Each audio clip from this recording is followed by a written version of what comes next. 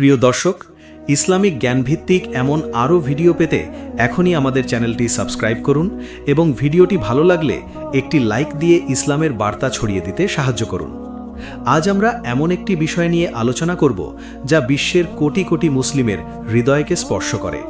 আমরা দেখতে পাই বিভিন্ন দেশে মুসলিমরা নানা ধরনের কষ্ট, নির্যাতন, যুদ্ধ, দারিদ্র্য, বৈষম্য ও অনিশ্চয়তার মধ্য দিয়ে যাচ্ছে। অনেকেই প্রশ্ন করেন, আল্লাহ কি তার প্রিয় বান্দাদের ভুলে গেছেন? কেন এত পরীক্ষা আসছে? ইসলামের শিক্ষা আমাদের বলে এই পৃথিবী চিরস্থায়ী সুখের জায়গা নয়, বরং এটি একটি পরীক্ষার স্থান। আল্লাহ তাআলা প্রত্যেক মানুষকে বিভিন্নভাবে পরীক্ষা করেন, কখনো সম্পদ দিয়ে, কখনো অভাব দিয়ে, কখনো শান্তি দিয়ে, আবার কখনো কঠিন বিপদ দিয়ে। তাই মুসলিমদের বর্তমান অবস্থা দেখলে হতাশ না হয়ে আমাদের কোরআন ও সুন্নাহর আলোকে বিষয়টি বোঝার চেষ্টা করতে হবে। কারণ আল্লাহর প্রতিটি ফয়সালার পেছনে রয়েছে অসীম হিকমত ও প্রজ্ঞা। পবিত্র কোরআনে আল্লাহ তাআলা স্পষ্টভাবে ঘোষণা করেছেন যে ঈমান আনার পর মানুষকে অবশ্যই পরীক্ষা করা হবে। শুধু মুখে ঈমানের দাবি করলেই হবে না, বরং সেই ঈমান কতটা দৃঢ় তা বিপদের সময় প্রকাশ পায়।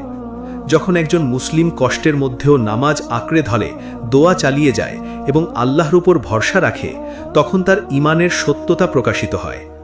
ইতিহাসের দিকে তাকালে দেখা যায় নবী রাসূলগণই সবচেয়ে বেশি পরীক্ষার সম্মুখীন হয়েছেন। তাদের জীবনে দুঃখ, কষ্ট, নির্যাতন ও ত্যাগ ছিল অবিচ্ছেদ্য অংশ। সুতরাং মুসলিমদের উপর পরীক্ষা বৃদ্ধি পাওয়া আল্লাহর অসন্তুষ্টির প্রমাণ নয়, বরং অনেক সময় এটি বান্দার মর্যাদা বৃদ্ধি এবং ঈমানকে পরিশুদ্ধ করার একটি মাধ্যম হয়ে দাঁড়ায়। যে ব্যক্তি ধৈর্য ধারণ করে, আল্লাহ তাকে এমন পুরস্কার দান করেন যা কল্পনারও বাইরে।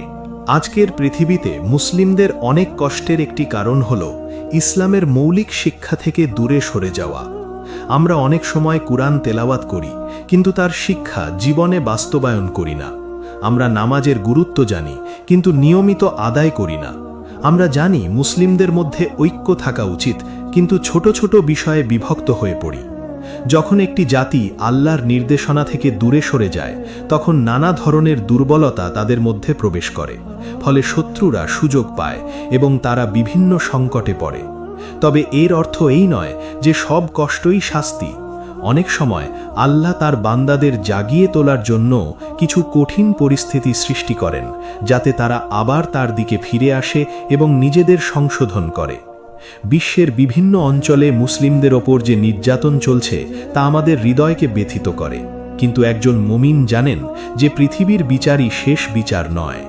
অনেক অত্যাচারী এই দুনিয়ায় শাস্তি না পেলেও আখিরাতে আল্লাহর বিচার থেকে কেউ রেহাই পাবে না।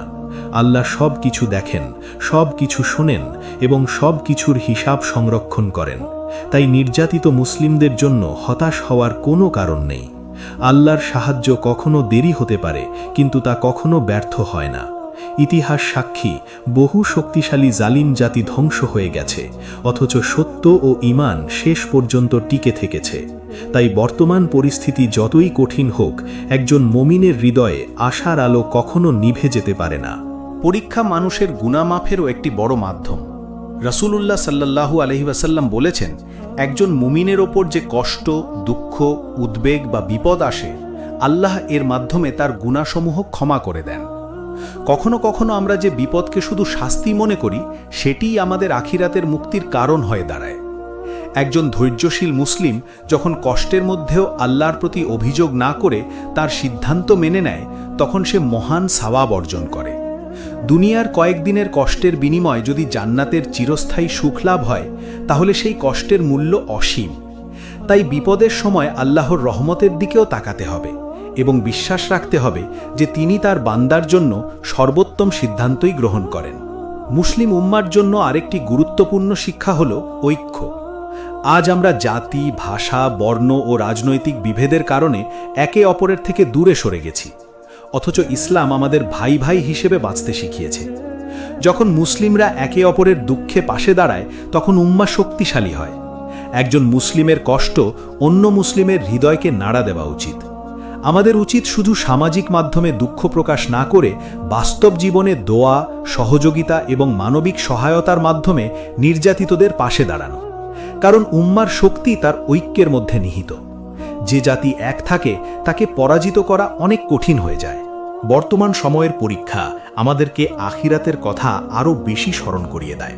আমরা অনেক সময় দুনিয়া জীবনকে সবকিছু মনে করি, কিন্তু ইসলাম শেখায় যে প্রকৃত জীবন হল আখিরাতের জীবন। পৃথিবীর সুখ দুঃখ অস্থায়ী, কিন্তু জান্নাত ও জাহান্নাম চিরস্থায়ী। যখন একজন মুসলিম এই সত্য উপলব্ধি করে, তখন দুনিয়ার কষ্ট তাকে ভেঙে দিতে পারে না। সে জানে যে প্রতিটি অশ্রু, প্রতিটি ধৈর্য এবং প্রতিটি দোয়া আল্লাহর কাছে মূল্যবান। আখিরাতের সফলতার জন্য দুনিয়ার কিছু কষ্ট সহ্য করা একজন মুমিনের জন্য সম্মানের বিষয় হয়ে দাঁড়ায়। আমাদের উচিত পরীক্ষার সময় আল্লাহর সঙ্গে সম্পর্ক আরও গভীর করা। নামাজ, কোরআন তেলাওয়াত, জিকির, ইস্তেগফার এবং দোয়ার মাধ্যমে হৃদয়কে শক্তিশালী করতে হবে। যখন চারপাশে অন্ধকার দেখা যায়, তখন আল্লাহর স্মরণই মানুষের হৃদয়ে আলো সৃষ্টি করে। অনেক সময় মানুষ পৃথিবীর বিভিন্ন উপায়ে সমাধান খোঁজে, কিন্তু প্রকৃত প্রশান্তি আসে আল্লাহর দিকে ফিরে আসার মাধ্যমে। তাই মুসলিমদের ওপর পরীক্ষা বৃদ্ধি পাওয়ার সময় এটি আত্মসমালোচনা ও আত্মশুদ্ধিরও একটি সুযোগ। যে ব্যক্তি আল্লাহর কাছে ফিরে আসে, আল্লাহ তার জন্য এমন পথ খুলে দেন যা সে কল্পনাও করতে পারেনি। ইসলামের ইতিহাসে এমন বহু সময় এসেছে যখন মুসলিমরা কঠিন সংকটের মুখোমুখি হয়েছে, কিন্তু প্রতিটি সংকটের পর আল্লাহ নতুন বিজয় ও নতুন সম্ভাবনার দরজা খুলে দিয়েছেন। বদরের যুদ্ধ, মক্কার নির্যাতন, বিভিন্ন ফিতনা ও বিপদের সময় মুসলিমরা ধৈর্য ধারণ করেছে এবং শেষ পর্যন্ত আল্লাহর সাহায্য লাভ করেছে। এই ইতিহাস আমাদের শেখায় যে বর্তমানের অন্ধকার চিরস্থায়ী নয়। আল্লাহ যখন চান, তখন মুহূর্তের মধ্যেই পরিস্থিতি পরিবর্তন হয়ে যেতে পারে। তাই একজন মুমিন কখনো আশা হারায় না এবং আল্লাহর রহমত থেকে নিরাশ হয় না। সর্বশেষে মনে রাখতে হবে, বিশ্বজুড়ে মুসলিমদের ওপর পরীক্ষা বৃদ্ধি পাওয়া আমাদের জন্য হতাশার নয়, বরং ঈমান, ধৈর্য, তাওবা এবং আল্লাহর প্রতি ভরসা বৃদ্ধির একটি সুযোগ। এই পরীক্ষাগুলো আমাদেরকে স্মরণ করিয়ে দেয় যে আমরা দুনিয়ায় চিরকাল থাকার জন্য আসিনি। আমাদের আসল লক্ষ্য হল আল্লাহর সন্তুষ্টি অর্জন করা এবং জান্নাত লাভ করা। তাই আসুন আমরা নিজেদের সংশোধন করি, মুসলিম উম্মার জন্য আন্তরিক দোয়া করি, কুরআন ও সুন্নাহকে আঁকড়ে ধরি এবং প্রতিটি পরিস্থিতিতে আল্লাহর ওপর ভরসা রাখি। নিশ্চয়ই কষ্টের সাথেই রয়েছে স্বস্তি। অন্ধকারের পরেই আসে আলো, আর ধৈর্যশীলদের জন্য আল্লাহর প্রতিশ্রুত পুরস্কার কখনো ব্যর্থ হয় না।